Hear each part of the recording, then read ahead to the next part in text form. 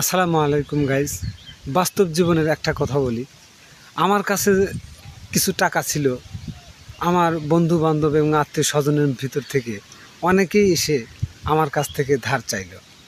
আমি অনায়াসে দেখলাম কিছুদিন পর আমার টাকাটার প্রয়োজন, তাই তাদেরকে ধার দিলাম।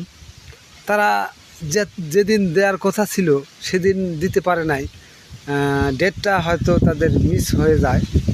পরবর্তীতে হয়তো আমার সময়ের মধ্যে তারা দেয়নি, কিছুদিন পর দিয়েছে। তারপরেও আমি যে তাদেরকে একটু উপকার করতে পেরেছি, এটাই আমার কাছে অনেক ভালো লাগলো।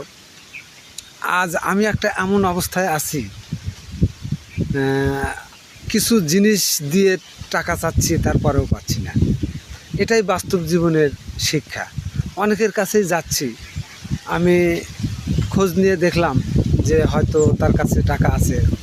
পার্শ্ববর্তী তার আপনজন বলছে যে ভাই ওনার কাছে আছে, যান, হয়তো আপনি গেলে পাবেন, যেহেতু আপনি তাকে উপকার করেছিলেন।